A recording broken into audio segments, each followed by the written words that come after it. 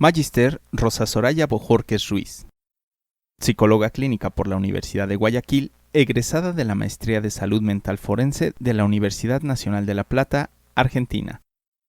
Actualmente es presidenta fundadora de la Sociedad Científica Ecuatoriana de Psicología Jurídica. 18 años de trabajo como psicóloga clínica y forense. Es perito acreditada y directora del Centro Psicoforense ZB. Es coinvestigadora de la Red de Investigación Perspectiva Epistemológica Iberoamericana de la Justicia, coordinada por el Instituto Iberoamericano de La Haya para la Paz, los Derechos Humanos y la Justicia Internacional en temas de feminicidio y violación a los derechos humanos. Representante y vocal de la directiva de la AIPJ por 12 años. Directora científica de la ALPJ por 16 años. Miembro del Consejo Deliberativo de la Unión Latinoamericana de Entidades Psicológicas, ULAPSI. En el 2015, fue premiada como Psicóloga del Año por la Asociación Latinoamericana de Psicología Jurídica y Forense. Fundadora y presidenta por 11 años de la AEPJF. Quien presentará la conferencia magistral Psicología del Testimonio en la Violencia de Género. Muchas gracias. Hola, ¿cómo están? Qué gusto saludarlos. Como probablemente escucharon, mi nombre es Soraya Borges y yo estoy conectándome desde Guayaquil, Ecuador.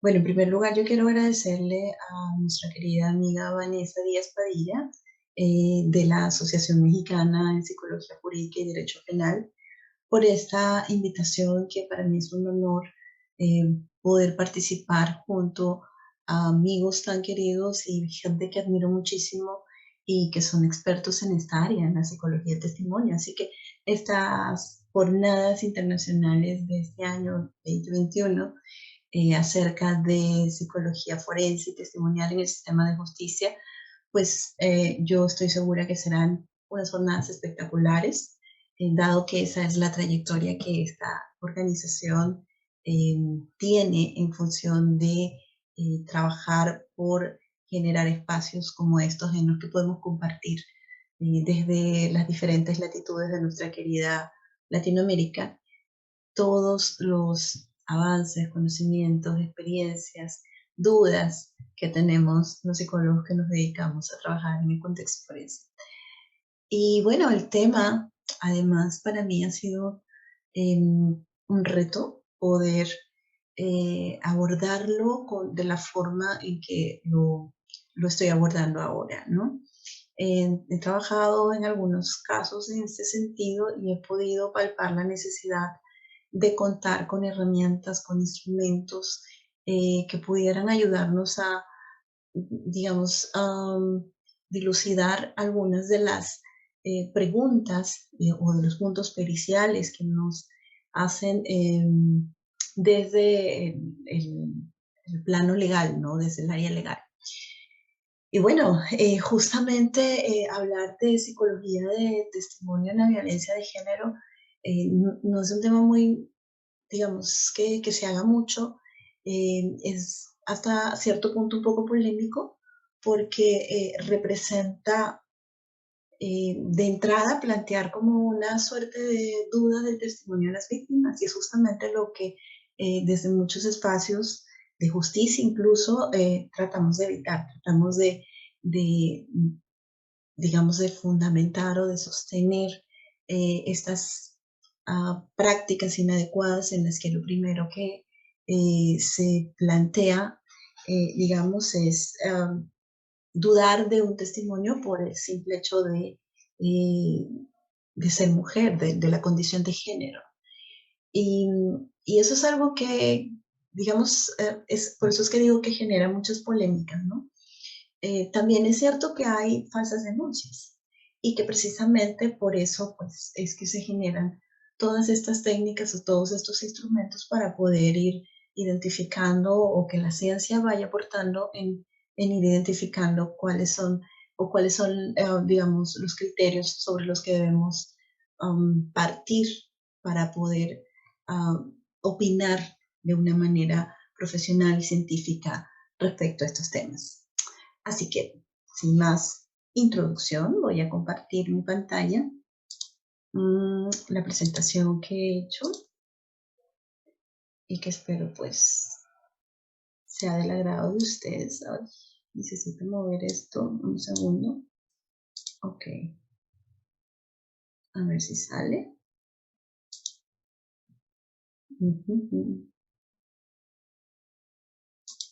Ok, ahí está. Muy bien. Este es el tema que nos convoca. Psicología del testimonio en la violencia basada en género.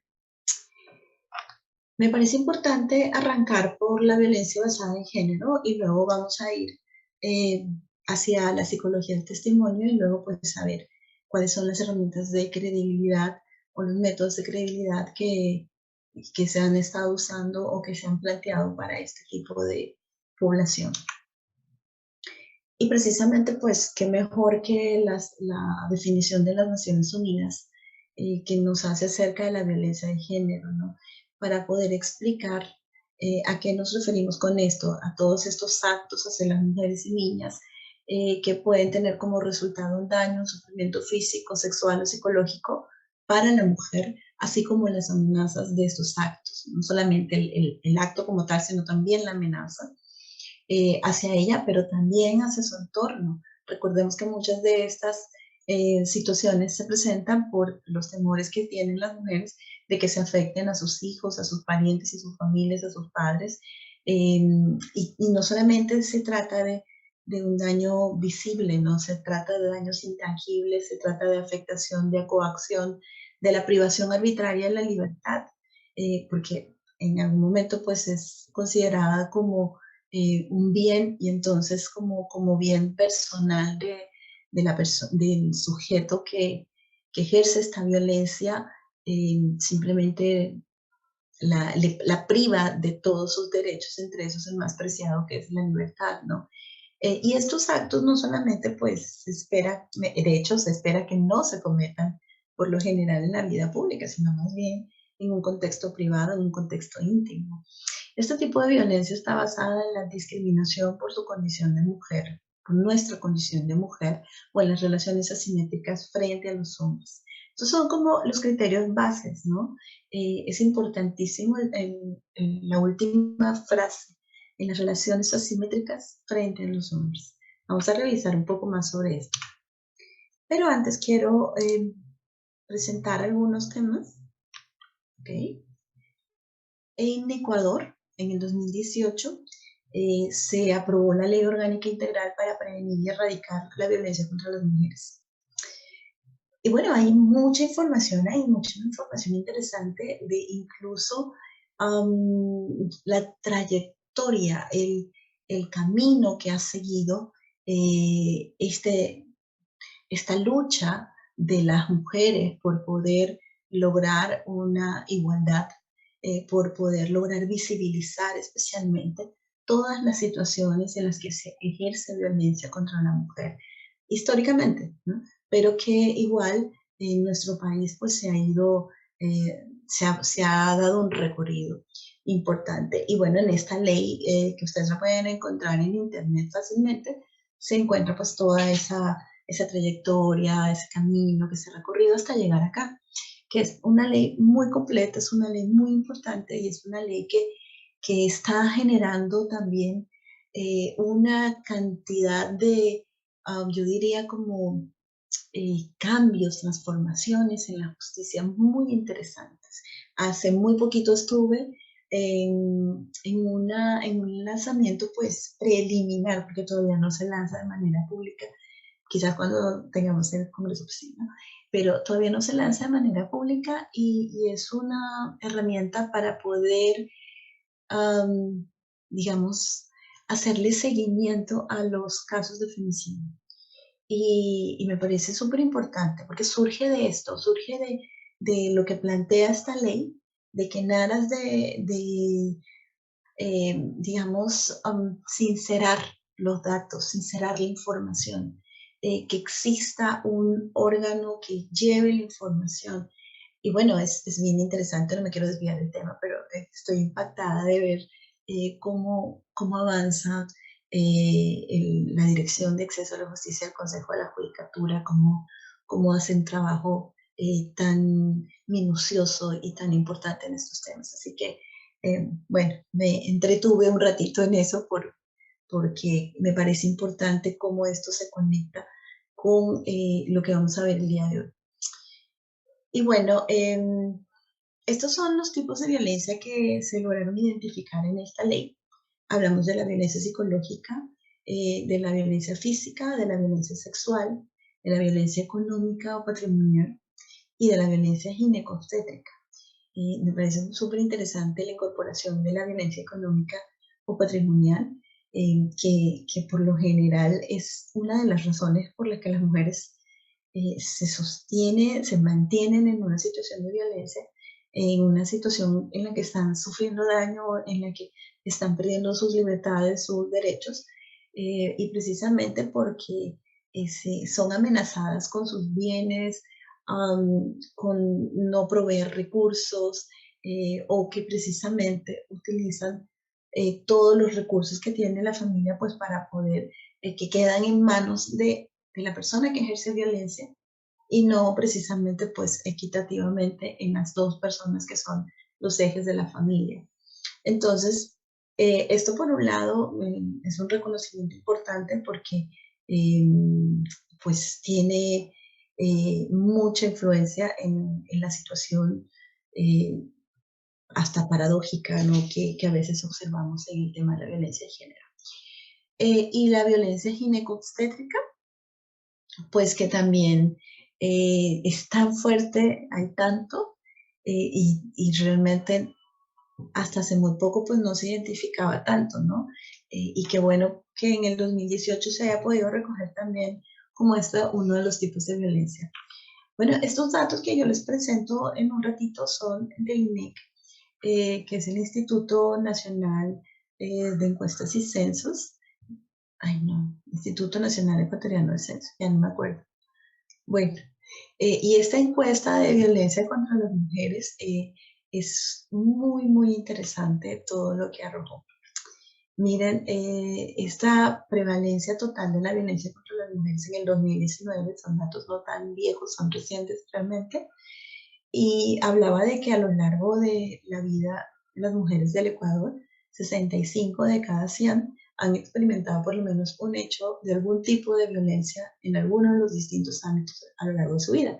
Pero esta encuesta también toma los últimos 12 meses, también pregunta acerca de los últimos 12 meses y en los últimos 12 meses 32 de cada 100 mujeres pues han experimentado algún tipo de violencia. Y ustedes pueden ver en las barritas en la parte de abajo de la pantalla que está, digamos, desagregada, la violencia psicológica, la violencia física, sexual y la patrimonial.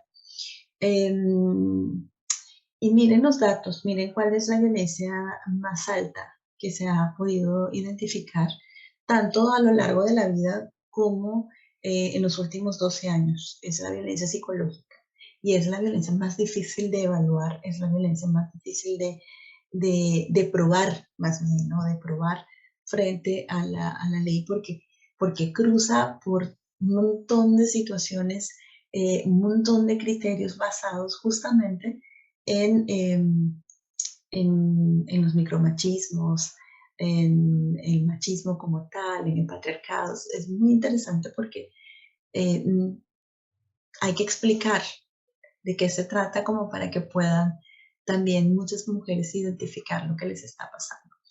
Y me parece muy bueno que lo puedan visibilizar, o sea, que ya tengamos esa conciencia también de entender de qué se trata. Y bueno, luego está la violencia física, pero justamente en los últimos 12 meses no, de este año, ¿no? Del 2019, no era precisamente la más alta, pero en cambio a lo largo de la vida sí. Y la violencia sexual más bien es la que toma el segundo lugar en los últimos 12 meses y está como que en tercer lugar eh, en la encuesta de lo largo de toda la vida. Y bueno, la patrimonial está un poco a la cola, diríamos, ¿no? Ay, perdón, cambié mi pantalla, me salí. Ok, seguimos. Esto también me pareció muy importante mostrarlo, porque habla de el porcentaje de mujeres, o sea, de los ámbitos, ¿no? De los ámbitos en los que se ejerce violencia, ¿no? En el ámbito educativo, en el ámbito de pareja, en el ámbito laboral, en el ámbito social y en el ámbito familiar, ¿ok? Entonces tenemos que en realidad el porcentaje de mujeres que trabajaron y que han experimentado violencia por miembros de su familia, pues es quizás de los porcentajes más altos. A ver, vamos a seguir un ratito. Un segundo. Ay, no, aquí está. Ok, aquí están como que muy claramente también las cifras, que era lo que estaba buscando yo mostrar, las cifras ocultas de la violencia de género. Porque a pesar de lo que puede mostrar esta encuesta, de lo que se denuncia, de lo que se dice, de lo que se ha podido, digamos, de lo que se ha podido identificar. Esto es una de las cosas que me parecen súper, súper importantes, porque está mostrando un porcentaje de lo que no se denuncia, de lo que las personas que fueron encuestadas dijeron, sí, he sido víctima de esta violencia, pero no he denunciado. ¿Por qué?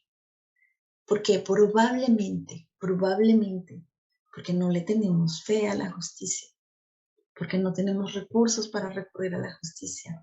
Pero miren estos datos. ¿Quiénes han contado por lo menos el incidente? ¿Quiénes se lo han contado a alguien? En el ámbito educativo, en el ámbito laboral, en el ámbito familiar y en el ámbito de pareja. Y de la violencia psicológica, en este caso, de la violencia sexual y de la violencia física.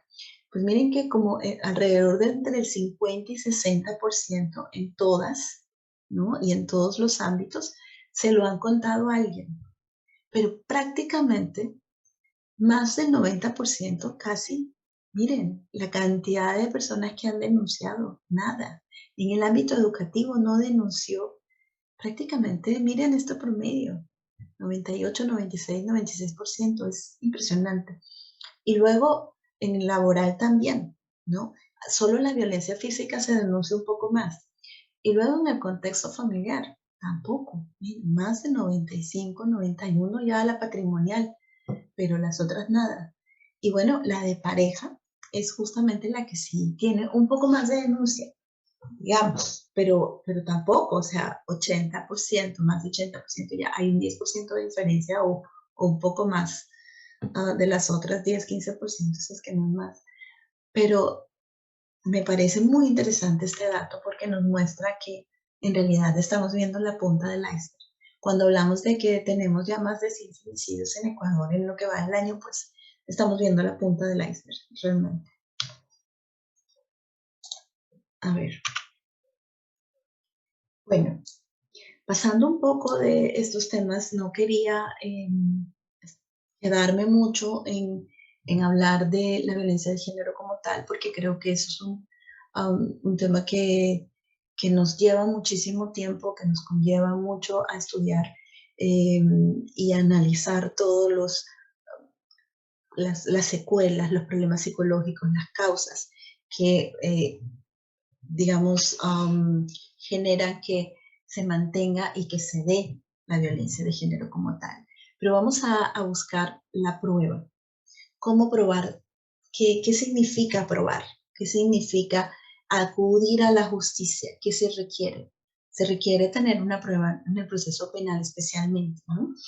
Y el proceso penal, bueno, en Ecuador tengo que advertir que en Ecuador la violencia psicológica es considerada un delito, entonces obviamente cabe que se busque probar en un proceso penal. La violencia física, dependiendo de la gravedad de la misma, de la cantidad de días de discapacidad, eh, pues se convierte en objeto de investigación de la fiscalía o si no de las unidades que existen, unidades judiciales en nuestro país que tienen juezas que se especializan en trabajar o en tratar los temas de violencia contra las mujeres y los miembros del núcleo familiar. Y bueno, todas las violencias contra las mujeres o las violencias de género se ven en estos espacios. Entonces, volviendo, ¿qué es la prueba en el proceso penal?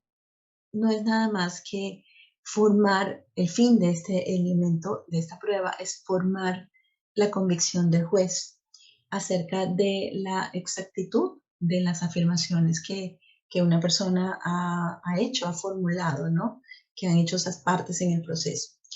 La idea es que pueda acreditar, que a través de la prueba se pueda acreditar la existencia del delito y también digamos, el nexo causal o el nexo con el agresor, que se puede identificar también quién es el agresor, si hubo delito y quién lo cometió. Y un poco la prueba, la idea es darle esa convicción respecto a que efectivamente hubo una infracción. Hay la materialidad de la infracción y la responsabilidad de un procesado que debe ser plena y debe ir más allá de toda duda razonable. En cual difícil pues también es mostrar esto, ¿no?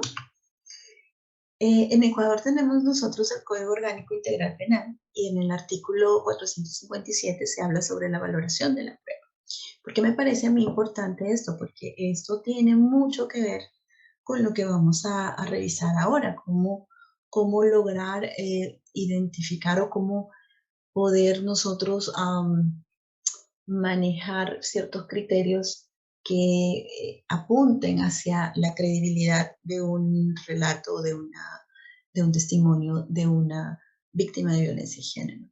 Bien, entonces la valoración de la prueba plantea que se hará teniendo en cuenta su legalidad, su autenticidad, el sometimiento a la cadena de custodia y el grado actual de aceptación científica y técnica de los principios en los que se fundamentan los informes periciales.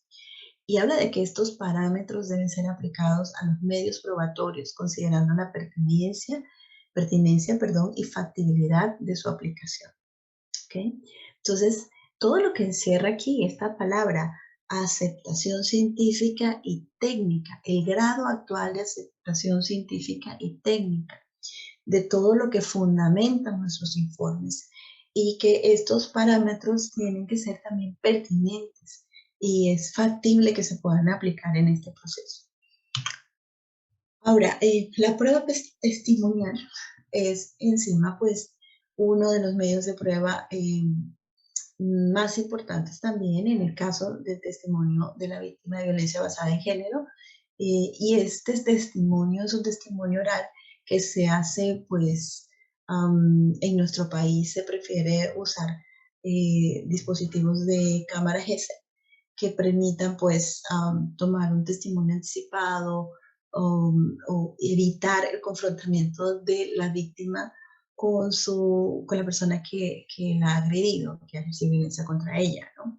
Entonces, hablamos de que el testimonio es el medio oral a través del cual una persona manifiesta todo lo que sabe sobre un hecho, en lo que es materia de juicio en que está ventilando y de sus responsables. Lo fundamental del testimonio en realidad es que la declaración que se da en ese momento sea expresada de forma clara, de forma entendible y que el contenido especialmente sea útil para que los jueces resuelvan este caso, ¿no? Y bueno, para que todas las partes puedan analizarlo también. ¿Cuáles son las particularidades del testimonio de una víctima? ¿Qué es lo que debería tener? ¿No? Debería estar libre de sospecha de parcialidad. Debería ser objetivo en cuanto a los datos que proporciona. Debería ser sujeto de verificación. Este relato eh, podría tener la calidad, la posibilidad de ser verificado, ¿no? Y esto pues le va a dar esta veracidad, que sea creíble.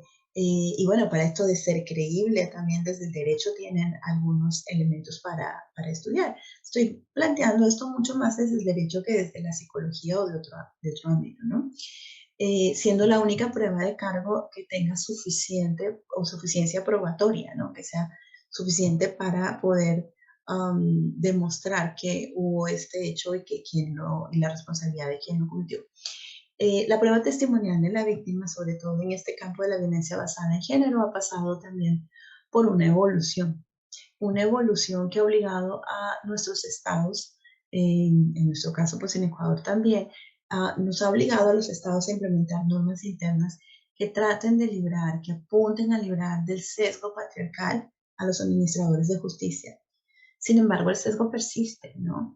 ¿Y qué es esto del sesgo patriarcal? O sea, eh, suena, probablemente a las personas les suene que ya se fueron con las feministas al extremo y ese tipo de cosas. Pues no, o sea, en realidad es algo que tienen mucha razón de plantearlo, de sostenerlo. Miren lo que implica, por ejemplo, valorar la prueba cuando hay sesgo patriarcal. Implica que se tiende a naturalizar y minimizar la violencia basada en género, ¿no? La responsabilidad no cae sobre la persona que ejerce la violencia, cae sobre la víctima. Ella es la responsable de los actos violentos que ocurren. No es lo mismo cuando le roban un celular a un tipo o a cualquier persona. O sea, la culpa no es del que se dejó robar, aunque algunos ahora dicen que sí, pero es del ladrón. Pero en cambio, cuando se trata de la violencia de género, la culpa siempre se la están adjudicando también a la mujer. De hecho, hay un montón de también clasificaciones que probablemente son manejadas para otro tipo de situaciones y que las traen a este contexto y entonces hablamos de víctimas, agresoras, provocadoras y todos esos elementos que, que en realidad no están observando muchas situaciones que en el caso de la violencia de género se presentan. Y cuando la víctima especialmente es una mujer adulta, se le reprocha y se desvaloriza su conducta, ¿no? Todo recae en ella, se considera que por ser mujer tiene una predisposición al delito o una voluntariedad para ser víctima. Y una de las cosas más importantes es que en este tipo de forma de ver y de valorar la prueba, se desconoce la vulnerabilidad como uno de los factores predisponentes, exigiendo que entonces todo lo que se denuncia, ¿no? Todas las circunstancias de coacción sean demostradas objetivamente y no se reconoce el valor psicológico. Cuando un psicólogo habla y ya vamos a mirar una sentencia que es bien interesante para demostrar esto, ¿no? Cuando un psicólogo habla de el ciclo de la violencia, de la indefensión aprendida, de la adaptación paradójica, eh, el magistrado, la persona que no tiene, que tiene sesgo patriarcal, dice, esas son payasadas de los psicólogos. O sea, en realidad, ¿qué es eso? Pero qué importante es entender que todos estos factores psicológicos son precisamente los que permiten que las mujeres sigan estando dominadas en una relación, ¿verdad? Que las mujeres permanezcan en una situación abusiva y que sigan ligadas.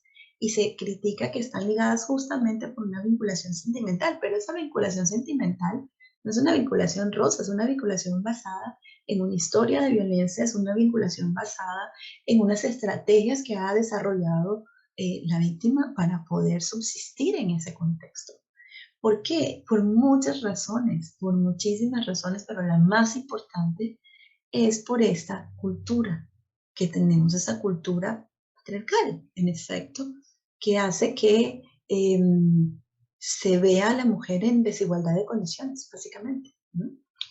Bien, y también una de las cosas más importantes que yo quería recalcar aquí es que este sesgo patriarcal influye muchísimo porque propende a deslegitimar las declaraciones de las víctimas de violencia basada en género. Establece una exigibilidad en la conducta de ella, ¿no? En qué capacidad tuvo de resistirse a este acto abusivo o qué tanto lo provocó ella misma, ¿no? Y le resta full de credibilidad a sus declaraciones. Tenemos casos importantes, casos como la manada de España, que nos hacen notar justamente ese sesgo y eso que se espera también de que la víctima haga con un montón de gente queriendo hacerle daño o pretenden que haga, que salga corriendo, que diga que no, que, que están pensando que puede hacer una víctima en indefensión total. Y no solo por 5, por ser, no necesita tener una manada de animales detrás de ella, aullando, sino que necesita también, digamos que sucede en un contexto de dos, de pareja, ¿no? Donde hay obviamente una simetría de poder, pero que a veces no la logramos todos identificar. Y me refiero a todos, me refiero a nosotros, a los psicólogos que somos los que trabajamos en también ir fortaleciendo un proceso legal con las pruebas con las que podemos aportar. Y bueno, esta amiga está así como que rascándose la cabeza porque dice, ay Dios mío, ¿qué es esto? ¿Sí? Yo les traje un ejemplo de valoración del testimonio en una sentencia. Solo unos extractos, no les he traído toda la sentencia porque es larga, muy interesante de analizar, pero quería que revisáramos qué es lo que dice una sentencia de la Corte Nacional y que se vuelve peligrosa porque se vuelve jurisprudencia, ¿no? Por ejemplo, dice, por otro lado, en lo que respecta a la pericia psicológica en delitos sexuales, la mera repetición del relato de la víctima, anamnesis entre paréntesis, la utilización de frases cliché, que encima está mal escrito, está copiado ahí textualmente, ¿no? Llanto fácil, estrés postraumático, son la lista relevante para darle también preponderancia al testimonio pericial. Miren que a mí me parece bien interesante que un juez considere que el llanto fácil y el estrés postraumático son frases cliché. ¿Cliché para quién? O sea, ¿qué tanto desestima, qué tanto le parece poca cosa el estrés postraumático? ¿Qué tanta ignorancia hay detrás de este tipo de comentarios? Con todo respeto. Se relata un acontecimiento del cual alguien ha sido testigo y en mayor medida, si ha sido víctima, puede sufrir una reelaboración en su mente con el paso del tiempo y ello partiendo de una sinceridad inicial, ya que la memoria, dice, puede sufrir cambios en el recuerdo de lo vivido y la fantasía lo ha podido transformar. Ahí me faltó una N. Transformar, o así debe estar porque yo lo hice copiar y textual. Pues aquí, este magistrado, he sido experto en memoria. Y esto sí me parece interesante, ¿no? O sea, yo critico esta sentencia porque en realidad hay unas partes que sí deben ser analizadas muy profundamente. Me parece que desborda las atribuciones o las capacidades que, que se tienen a veces desde el derecho, así como desde otras áreas, o sea, ¿no? Desde todos, muchas veces hay mucho intrusionismo en, en las ciencias y en las especialidades y en las disciplinas. Entonces, pero bueno, esto es una muestra de aquello. Pero esta parte me parece interesante, entiendo que esto también sale, entendía yo cuando leía la sentencia que esto proviene pues de otras sentencias anteriores también. Entonces dice que cuando la declaración de la víctima es la única prueba de cargo, el juzgador que la escuchó debe valorarla y motivar la credibilidad que le otorga desde una triple perspectiva saber. Habla de que no debe existir incredulidad subjetiva, que es decir, que no se pueda sospechar de que no sea cierto. Y habla también de que, por ejemplo, si hay animadversión entre las dos personas, podría haber cierta incredulidad subjetiva. Aunque en un pie de página decía pues que también no es tan fácil pensar que si alguien te hace daño mucho tiempo, pues no exista una animadversión. Podría existir, no está lejos de la verdad. Entonces, pero bueno, luego dice que debe de existir una verosimilitud de lo narrado por la víctima y enlazado con ello es conveniente que existan corroboraciones con el resto del acervo probatorio que robustezcan la credibilidad del relato, que es más o menos como pensar en la consistencia con otras, cuando hablamos nosotros de que exista una narrativa consistente, un testimonio consistente con otras, digamos, testimonios o declaraciones que esta persona haya dado, esa consistencia con su propia declaración y con otras pruebas también, ¿no? Con otros elementos de prueba. Y también habla que debe existir una persistencia en la incriminación, lo que puede ser compatible con que el relato no haya sido siempre y en todo momento idéntico milimétricamente, ya que es normal que existan modificaciones y alteraciones. Lo relevante es que el núcleo central se ha mantenido. Y entonces, hay más de esta sentencia. Habla de dimensiones también, las dimensiones de la credibilidad de un testigo desde el análisis de este tribunal, ¿no? Entonces dice, es por ello que la credibilidad de un testigo y en mayor medida de una víctima debe verificarse a su vez desde las dimensiones de la capacidad de transmitir la veracidad que se desprende del relato que haga la persona concernida, es decir, la capacidad de transmitir veracidad. En realidad, yo entiendo esto y quiero entenderlo como hablar de esta capacidad testifical que debe tener una víctima, ¿no? Y que se debe identificar, o que no tenga una discapacidad y que no exista una enfermedad que impida entender y comprender que está participando en un proceso legal. Y luego habla del grado de verdad que la narración merezca objetivamente. Y bueno, empezar a hablar de verdad, mentira ya es grandes ligas, ¿no? Porque en realidad, ¿quién sabe tanto? Y luego dice lo que dependerá de las fuentes de prueba del testigo y del contexto correlación con el resto del acervo probatorio. Es como hablar más bien de criterios de realidad, ¿no? Porque cómo se correlaciona lo que puede decir con otras cuestiones que están dentro de la carpeta judicial, por ejemplo. Y luego dice, todo ello en aras de que el juzgador de instancia y a quien le corresponde el análisis y valoración del acervo probatorio realice adecuadamente el triple aspecto de verificar la existencia de prueba válida, prueba suficiente y prueba debidamente razonada y motivada. En este caso, en realidad, digamos, es un tribunal de casación y lo que finalmente sentencia es que no hubo valga la redundancia, una sentencia en la primera instancia debidamente motivada y razonada. Hacia allá va, pero en el camino habla mucho de psicología, o sea, en el sustento, en el fundamento, se involucra mucho con hablar de la calidad del testimonio de la víctima y de cómo se hace una relación directa con el testimonio de la psicóloga y luego no solo habla de testimonio, sino que también pasa y habla un poco de daño, de cómo se debe evaluar y en fin, ya ahí se mezcla un poco, ¿no? Entonces, claridad, una cosa es daño, otra cosa es testimonio, pero no así como finalmente termina enredado un poco este caso. Y bueno, aquí es donde yo ya digo, stop, porque estamos entrando en un terreno mucho más fuerte y que ha generado una serie de confusiones, probablemente de lo que sé, incluso en algunos jueces que han leído esta sentencia. Dice que para determinar un análisis de credibilidad del testimonio de la víctima, el psicólogo forense debe capacitarse, perfecto, y para lo cual generalmente debe seguir el protocolo llamado CBA, siglas en inglés, en donde manda evaluar las versiones rendidas por todos los conocedores y luego revisar el relato de la víctima.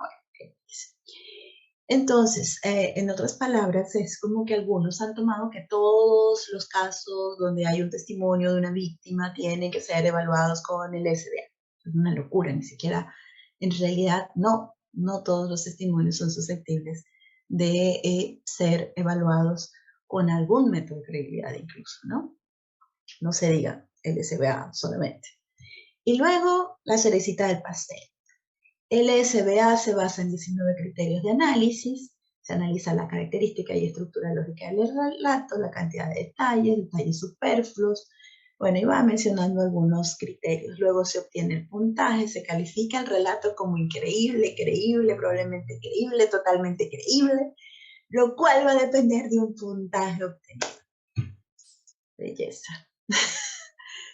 Bueno, claro, es un poco del año de la pera, creo que sacaron también esto porque veía yo que si bien es cierto la sentencia de Corte Nacional es de 2018, las referencias que al parecer han tomado pues son muy antiguas. Y es muy complejo hablar de lo que no sabemos. Peor escribir en una sentencia lo que no sabemos, ¿no? Sabemos que el SBA no es eso, es mucho más todavía que eso, ¿no? Es una herramienta, es un método importantísimo, eh, pero no es aplicable a todos los casos. Entonces, vamos a mirar nomás, por curiosidad, qué es lo que dice la psicología del testimonio eh, acerca de la valoración de la credibilidad. ¿Qué pasó en realidad con la psicología del testimonio? ¿Sí? Pues a inicios, creo que fue eso como por los 70, los 80, se centraba mucho en la exactitud de la memoria para recordar los acontecimientos vividos y las influencias externas que podían disminuir esa exactitud. Pasó por, luego de algunos años también, el objeto de estudio ya no era como tanto la exactitud de la memoria, sino el testigo honesto, el testigo que no tenía ganas de mentir, que no era su intención mentir. Explica esos recuerdos en función también, obviamente, de la exactitud de la memoria. Y luego cambió y el objeto de estudio fue el testigo deshonesto, aquel que miente voluntariamente. Hemos ido pasando por todo eso, ¿no? Y bueno, pues también hay aquí algunas técnicas que yo quería compartir, que son técnicas para valorar la credibilidad del testigo. Bueno, se ha hecho mucho, pero una de las cosas, lo que traté también de ubicar es eh, cuáles son, digamos, las que más se han utilizado últimamente, ¿no? Y el tema del análisis de la conducta no verbal o de las respuestas fisiológicas del testigo ha sido como que de mucho interés. Además que a veces yo digo que a veces se vuelve así como muy de película, ¿no? Como muy light to me. Entonces todo el mundo cree que porque sabe cómo se siente, cómo se acomoda, cómo se expresa, que si mueve la ceja, que si, o sea, eh, que ya eso da toda la información respecto a un caso y eso no es así. Y bueno, los resultados hasta la fecha que se han obtenido acerca de esto, pues no permiten la obtención de un perfil de respuesta característico de las personas que mienten. O sea, por más que hablen de indicios y de posibilidades, pues no es que uno puede decir, ah, mira, movió esto, o se sentó así, se paró asado, y entonces, en efecto, está mintiendo. O sea, no hay nadie que deba y pueda que esté habilitado, que tenga esa condición tan de rayos de Superman para poder observar eso con solamente el análisis de la conducta no verbal. Es un conjunto de cosas. Yo no digo que no sirve, yo no digo que no es importante el lenguaje no verbal como tal. Por supuesto que es importante, pero no es lo único. También en algún momento pues se pensó que las escalas de validez de los instrumentos psicométricos, como por ejemplo la LFK del MMPI, era un importante método de detección de estas cosas, pero en realidad esto es un importante método de detección de simulación o disimulación, pero la simulación o disimulación del trastorno mental, pero no necesariamente estamos hablando del testimonio como tal, del contenido del testimonio, del relato de lo que pasó. ¿Sí? Entonces esto puede servir como para la evaluación de daño, pero como tal para el tema del testimonio, pues no. Y lo más actual es valorar la credibilidad basado en el análisis del contenido verbal, ¿no? De este testimonio, esta declaración del testigo. Andach tenía una hipótesis que decía que um, según esta hipótesis, el recuerdo de una declaración sobre una experiencia vivida es cualitativamente diferente a una experiencia inventada o imaginada. Y bueno, sobre esta hipótesis fue que también se desarrolló, digamos, a posterior, todo el tema que a todos nos encanta de estas técnicas como el SBA. Y bueno, el SBA que está compuesto por estas entrevistas, por el CBCA, que son los 19 criterios, y por la lista de validez, y que se trabaja en relación de poder corroborar o descartar hipótesis en realidad. Por eso cuando hablamos en estos términos de que tiene que decir increíble, totalmente increíble, muy increíble, casi increíble, en realidad decimos no, pues, o sea, el que está trabajando sobre eso no está en realidad actualizado, no está en realidad, no está entrenado bien para saber que esto no se trabaja de esa manera. No es un checklist, ninguno de estos es un checklist, o sea, todos implican un trabajo un poco más complejo. Otros métodos también que se han podido utilizar bastante, no tanto como el SBA, es el análisis de la realidad de la declaración, la técnica de control de la realidad de la declaración, y que se basan casi que en los mismos supuestos del SBA, pero que en realidad no los utilizan muchos. Tenemos también aquí tres guías más, tres técnicas o métodos de evaluación o guías. Por ejemplo, el sistema de evaluación global que fue desarrollado por Arci Farina, que es un compendio de diversas estrategias de análisis de la fiabilidad y conlleva elementos del CBCA, del Reality Monitoring, del SBA y del SDA. Y se lo usa también en niños y en adultos. Y este sistema de evaluación global, que lo vamos a ver más adelante, que además tiene algunos criterios de violencia de género. Y luego también tenemos el GA5 de Juárez, que es una guía para evaluación psicológica de testimonio de abuso sexual infanto-juvenil. Hasta ahora sí vamos mirando que casi todos son de niños y que tienen que ver con delitos sexuales. Luego viene este modelo holístico de evaluación de la prueba testifical del doctor Manzanero, que también es invitado a este espacio importantísimo y que, bueno, tuve la suerte también de seguir un curso con él sobre este protocolo y quedé pues muy encantada con el CAPALIS, que es para evaluar también la competencia para testificar. Entonces, este método, pues ya el doctor les debe hablar muchísimo sobre él. Yo no voy a ser atrevida en hablar más, pero ahí ubiqué pues que contempla estos procedimientos del análisis exhaustivo de los expedientes y de la formulación y contrastación de hipótesis. Como les decía, esto es fundamental en todos estos procesos, en todos estos métodos de evaluación de las competencias para testificar con el CAPALIS y de la obtención de las declaraciones. Bien, y tenemos también otros métodos específicos. Bueno, vamos a hablar un poquito de qué se ha podido considerar como métodos específicos para la valoración de la credibilidad en violencia de género. Y hay unas revisiones meta-analíticas, por ejemplo, de Amado Doll, donde se encontró que la capacidad discriminativa de los criterios de realidad se incrementó en los casos de violencia sexual y de género. Y esto pues avala la aplicación del CBCA. No estamos hablando del CBCA, que es como que los 19 criterios, en otros contextos que son distintos al abuso sexual infantil. De hecho, en algún momento yo también he visto el SBA aplicado en adultos también. Y lo que se hace pues es que se suprime algunos de los criterios porque no tienen sentido con lo que se espera de un adulto, ¿no? Cuando fue desarrollado como para niños, pues en el caso de adultos hay algunos de los criterios que ya no tienen esa ponderación que tendrían antes. No obstante, pues también lo que se ha encontrado con este metaanálisis es que no hay riesgos de falsos positivos y por lo tanto los autores recomiendan complementarlo con criterios adicionales. Obviamente estamos hablando solo del CBCA, ¿no? Cuando hablamos del SBA, ahí están obviamente todos esos criterios adicionales de los temas de credibilidad, ¿no? Pero aquí también nos está diciendo que para hablar de violencia de género, pues hay que aumentar criterios adicionales específicos de violencia de género. Luego el SEC también tiene un análisis de realidad de las declaraciones, que les decía, y aplica esta combinación de criterios. Y lo interesante es que también, si bien tiene 23 criterios generales que valoran las características del relato, junto con 8 criterios, tiene 8 criterios específicos de violencia de género.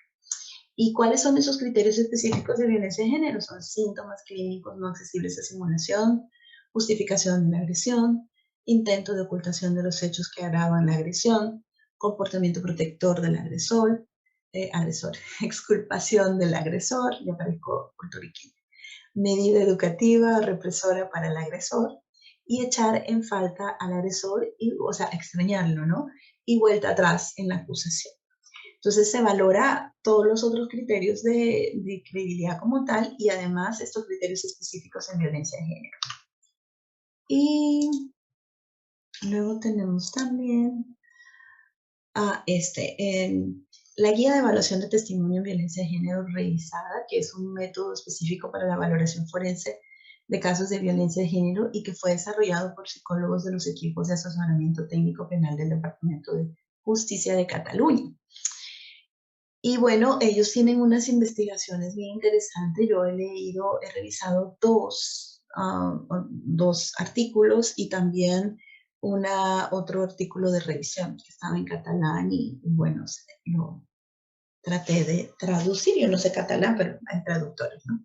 Entonces, bueno, la evidencia científica demostró pues que la importancia de incluir los instrumentos criteriales de credibilidad en una evaluación psicológica más amplia, donde se integran datos sociodemográficos y características psicológicas de las personas evaluadas. ¿Qué quiere decir esto? Pues que ellos lograron, digamos, determinar a través de sus investigaciones que no es solamente importante estas listas de criterios, sino que de las cosas más importantes es de comprender a la víctima, de tener un perfil de la víctima, de saber cuáles son esos datos sociodemográficos y cuáles son esas características psicológicas de las personas evaluadas y esa historia que trae, como para comprender por qué su relato tiene estas características o cumple o no cumple con las características que se espera de un relato creíble. ¿Ok? Y bueno, entonces, ¿qué es lo que es? Plantea que se haga. ¿Cómo? La guía dice que debe hacerse una revisión. ¿Cuál es la metodología que plantea? ¿No? Una revisión y análisis de la documentación judicial, los partes policiales, las denuncias anteriores, la declaración de la víctima, del inculpado, de los testigos, todos los informes que existan, psicosociales, sanitarios y bueno, toda la información relevante. O sea, levantar información. Luego plantea que se sigan pues pautas de entrevistas que no sean inductivas, sugestivas, ¿no? Y que se haga de preferencia un registro audiovisual, porque sí es importante en estos casos ir atrás y adelante de la grabación para ir revisando algunas cosas y también poder observar o escuchar también nosotros cómo hicimos esa entrevista, ¿no? Si la calidad de la entrevista también ayudó o es útil para este tipo de procesos. Y esta pauta de entrevista pues también además pretende reducir esta victimización secundaria que sufren las mujeres y las personas que tienen que ir a pasar por un proceso judicial. Y a la vez también ofrecen máximas garantías de no contaminar la información, precisamente porque si no se induce, si no se sugestiona, si no se trata de inducir de alguna manera, pues puede haber una información un poco más limpia, ¿no? A ver, veamos qué más dice aquí. El tercero, la inclusión de las 5 hipótesis de análisis del testimonio. Miren que ese también se basa sobre hipótesis. Entonces habla de la competencia de la mujer para declarar, que sería pues la hipótesis de capacidad, la garantía de un recuerdo original y vivido, el contraste con otras declaraciones, esas consistencias que deben haber, la credibilidad narrativa aplicando los criterios, la compatibilidad de la dinámica relacional y la evaluación de trastornos o síntomas clínicos, o sea, la parte del daño, ¿no? La evaluación de daño de la relación, la aplicación del sistema criterial de credibilidad de testimonio de ese género, la recogida de información de otras fuentes externas y una valoración final.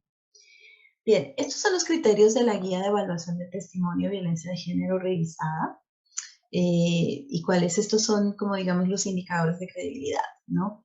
Y se consideran 15 criterios.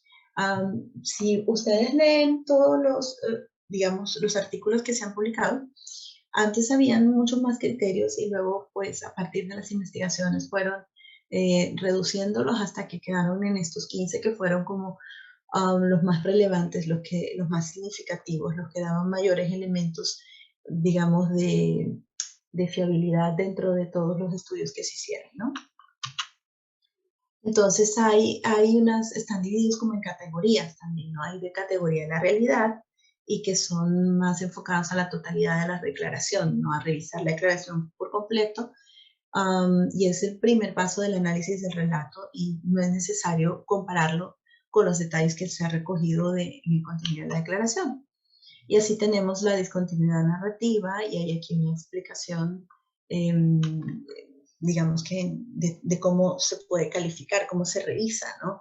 Y solo se utiliza cuando las declaraciones se obtienen de forma de relato libre, es decir, sin que haya una excesiva interferencia, o sea, si hay una interferencia mínima del entrevistador, pero mínima en este caso, ¿no?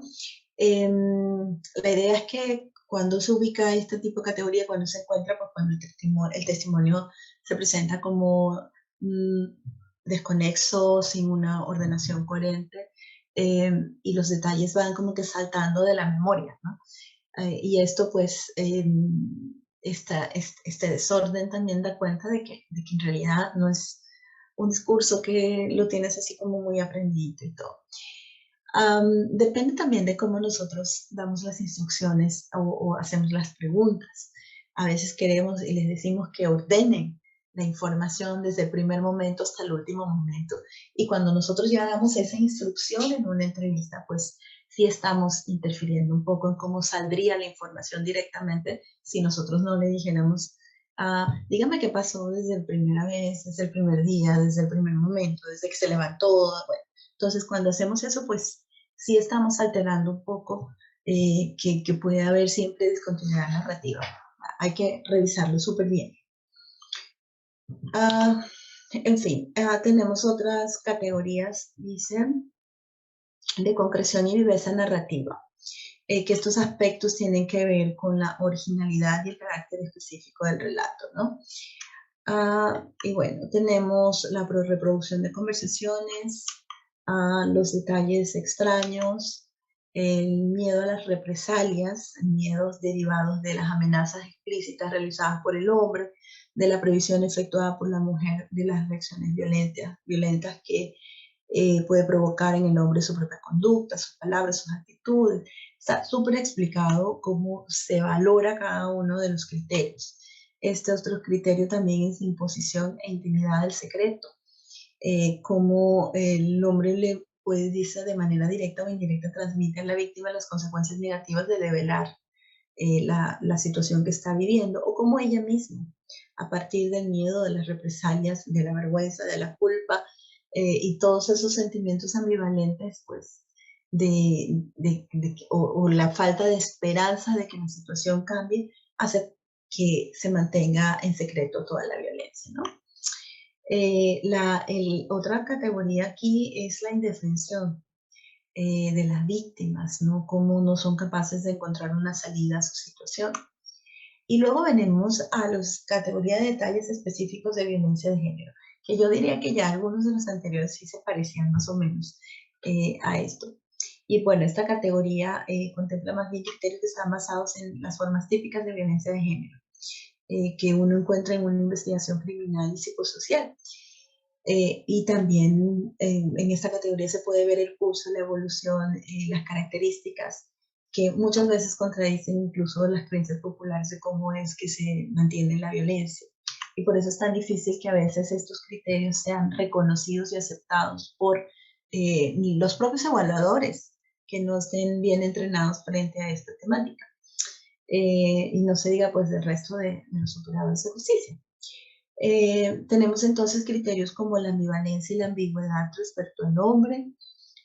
Tenemos criterios como la dualidad de la conducta doméstica, esta imagen social del hombre que hay que cuidar. La violencia indirecta que suscita miedo y terror también, ¿no? Como a través de la intimidación se puede sostener a una mujer en una condición de violencia. La evolución de la violencia y progresión en la simetría de poder. Este es uno de los criterios más importantes para este tipo de evaluación. De hecho, es preponderante. Entonces, habla de cómo la violencia ha evolucionado progresivamente, ¿no? Y cómo esa simetría es mucho más amplia también, ¿no? El 11 es el control amplio masculino cognitivo-conductual, que son todas estas acciones que el hombre hace para controlar y someter a una mujer, tanto a nivel cognitivo como conductual. Y hace referencias ahí a algunas tácticas que explica cómo, por ejemplo, el registro de la correspondencia, la escuchar sus conversaciones, revisar su celular, registrar sus cajones, en fin. Son una serie de cuestiones que van dando pie y van identificando cuáles son este control, la necesidad de control que tiene que tener el sujeto que ejerce violencia. Luego tenemos la descripción contextualizada de microviolencias. Miren qué interesante esto, ¿no? O sea, me pareció muy fantástico que incluyan estos criterios. La estrategia de supervivencia de la mujer, todo lo que ha podido hacer para sobrevivir. Esto habla mucho de la adaptación paradójica, ¿no? Otro constructo desde la psicología. La vergüenza y el relato inhibido. Este criterio se refiere a la expresión de un correlato emotivo de tipo vergonzoso en el que la mujer, debido a todo lo afectada de lo que está experimentando, no es que lo cuenta con emoción, sino con vergüenza, vacilante, tratando de no ser tan directa, no usando palabras generalizadas. Y bueno, ahí es cuando aparece, ¿no? Correcciones espontáneas, que también este es uno de los criterios que tiene mucho que ver con el tema de credibilidad, ¿no? Y bueno, se plantea entonces esta guía que hay una variable sin la que este análisis de testimonio va a quedar sesgada, que es la que les decía yo, la más importante, la simetría de poder. Desde esta guía se plantea que es un elemento clave y una condición sine qua non de las relaciones donde existe violencia de género. Y que esto hace que se pueda diferenciar cuando estamos hablando de una situación de violencia de género, de aquellos espacios, protocolos donde la mujer relata situaciones de mala relación de pareja o conflictos familiares. O sea, cuando no hay esa asimetría, podríamos estar hablando de otro tipo de situaciones, ¿no? Porque ha desaparecido el afecto entre la pareja, porque hay peleas, porque alguien quiere poner fin a la relación, en fin. O bien también diferenciarlas, ¿no? La violencia de situaciones de violencia común esporádica de la pareja, cuestiones conflictivas que las tienen entre ellos, ¿no? Y que tiene que ver con esta necesidad de controlar una situación, pero no pretende controlar específicamente a la pareja, sino que más bien expresa una frustración. Entonces, es eso, o sea, es tan importante estar bien entrenado en cuándo sí es violencia de género y cuándo no. Eso es también fundamental. Ahora, ¿cuáles son las conclusiones a las que llegaron con este instrumento? ¿O cómo se puede concluir, mejor dicho, con este instrumento, ¿no? Este instrumento que proviene de los estudios de la psicología del testimonio nos permite valorar, dice, la credibilidad del relato creíble o no creíble, y luego también es un instrumento creado para la valoración de la credibilidad del relato en el ámbito de violencia, con asimetría y sin asimetría. Por lo tanto, hay 4 posibles conclusiones. Relato creíble con asimetría de poder, que es donde encontraríamos violencia de género. Relato creíble sin asimetría de poder, que también hay violencia de género. Perdón, ahí no hay violencia de género. Relato no creíble sin asimetría de poder y relato no creíble con asimetría de poder. ¿Cuál es lo importante para nosotros? La asimetría de poder, ¿sí? Entonces, ¿por qué pueden haber relatos no creíbles si hay asimetría de poder, si hay violencia? Vamos a revisar. Esto es un árbol de decisiones, ¿no? O sea, puntuación alta quiere decir que están presentes de 10 a 15 de los criterios que estábamos mirando, y baja, pues que están presentes de 0 a 9.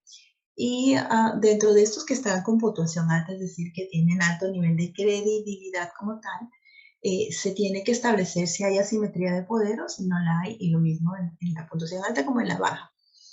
Y entonces, si hay una puntuación alta y hay una asimetría, el relato es creíble en contexto de relación de pareja simétrica. Es una situación compatible con patrones habituales de violencia de género. Entonces, perfecto, casi. Ahora, si no hay asimetría de poder, dice, hay un relato creíble, pero no hay hay una pareja simétrica. Entonces, esto corresponde a una vivencia vivida, en efecto, pasó, vivenció la situación, pero esa vivencia no corresponde a parámetros de la violencia de género, es decir, se trata más bien de una relación de pareja conflictiva, una violenta sin asimetría de poder entre las partes. Y luego vamos con la puntuación baja. La puntuación baja con asimetría de poder quiere decir que no es muy creíble el relato, pero que posiblemente está distorsionado en alguna medida, aumentado, disimulado, con retractaciones y contradicciones, porque estos elementos se dan desde la asimetría del poder, ¿no? Perdón. Ay, me puede dar ganas de estornudar en plena conferencia. Y bueno, los que tienen también una puntuación baja en credibilidad, pero no hay asimetría de poder, entonces puede ser que estemos hablando de una experiencia no vivida, donde tampoco se dan elementos de asimetría de poder y se tendría que valorar la posible simulación. ¿Ok? ¿Qué también nos dice esta guía? La importancia de los perfiles de las víctimas, ¿no? Antes hay testimonios que se podrían haber considerado dudosos porque eran un poco vagos o faltos de precisión. Ahora la mirada es, siempre que encontramos una historia previa de violencia en la biografía de la persona evaluada, de la víctima, habría que considerar la posibilidad de que sí estamos ante un relato creíble. ¿Pero por qué? ¿Por qué vamos a considerar eso, no? Decimos que hay que darle mucha más importancia a una variable que si bien es cierto ya antes se valoraba, pero no se le había constatado que tenía tanta incidencia narrativa en el relato de los malos tratos, de la violencia. Y esta, digamos, variable más importante, pues ya decíamos que es la de la asimetría de poder. Por eso dice que muchas mujeres que tienen una puntuación baja en la parte criterial de credibilidad refieren a haber sufrido malos tratos en la infancia. Y estos aspectos que no se observan, en cambio, en el grupo de alta puntuación. El grupo de alta puntuación por lo general no tiene una historia así como que de violencia larga, ¿no? Por lo general hay una violencia, pero es esa, la primera violencia vivida. Estas diferencias biográficas entre ambos grupos en cuanto a su exposición a la violencia se reflejan en dos estructuras narrativas diferentes, dice, que implican también una percepción subjetiva diferente de estos episodios, de estos momentos de violencia que habían vivido, de maltrato.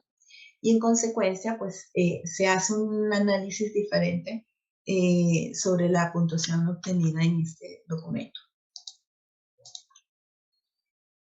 Entonces, si hay esta variable de exposición previa a la violencia, entendemos que la baja puntuación en estos relatos son considerados como, deberían ser considerados globalmente, ¿no? Globalmente, es decir, de una mirada completa, integral, como creíbles, y porque están en relaciones asimétricas. Y aparece esto muy asociado a la historia previa de violencia de la mujer.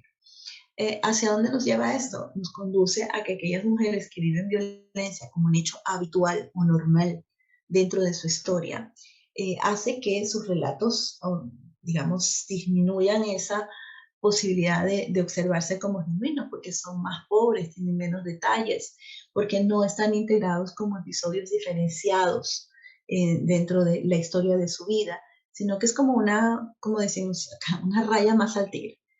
Una vez más. Entonces implican ya ha habido como una adaptación también a esto, como sí, o sea, una adaptación paradójica muchas veces, y eso hace que haya una menor expresión emocional y como también un menor efecto destructivo, es decir, un menor daño. ¿No? En estos casos se tiende a hacer una producción verbal más esquemática, con menos información asociada y con una posible minimización de la gravedad o la intensidad de todos los episodios de violencia vividos. Pues entonces, ¿qué es lo que nos dice esta herramienta que les decía que a mí me había gustado mucho? Nos dice que no se puede hacer una valoración de credibilidad solamente con un checklist, que es integral, que no se puede partir solamente de estos modelos criteriales independientemente de los perfiles sociodemográficos de las mujeres que ya han sufrido violencia en manos de sus agresores. Y de otra cosa muy importante que dice que es un instrumento pensado y diseñado para ser usado dentro de una evaluación psicológica global. No es que solamente se pide esto, ¿no? Sino que es una evaluación psicológica global, más amplia, que adquiere sentido y se integran los resultados pues, con ese tipo de evaluación más completa. Ay, yo creo que me he pasado todos los tiempos. Y luego, pues, además que debe ser aplicado por psicólogos forenses especializados en la evaluación de violencia de género, con este enfoque claro, con esta idea clara de lo que tiene que ser y de la psicología del testimonio. Obviamente no podríamos hacerlo sin una base de este tipo de esta área de la psicología, de esta disciplina, y que también obviamente se requiere tener una formación específica en este momento. Pues ahí está la bibliografía que usé, también se los dejo y muchísimas gracias. Bien. Entonces, eso es lo que quería compartirles yo acerca de la psicología del testimonio en las víctimas de violencia de género, de las evaluaciones de credibilidad, de, de lo que hemos podido también vivir en nuestro país respecto a ese sesgo patriarcal en las sentencias, que es algo que nos parece objeto de estudio, de análisis entre la psicología y el derecho, ¿no? O sea, cómo vamos a integrarnos realmente en una propuesta científica, sí, pero también humana, porque la idea de toda nuestra ciencia es humanizar la justicia. Entonces, hacia allá es hacia donde queremos siempre partir. Yo quiero agradecerles muchísimo por su atención. Yo no sé ya ni cuánto tiempo tengo exponiendo, pero les agradezco mucho por la atención y sobre todo, Vanessa, muchísimas gracias por la invitación y por hacerme estudiar tanto, por hacerme regresar, revisar y revisar y que esto pues quedara decente para ustedes. Les envío un fuerte abrazo y muchísimas gracias por todo.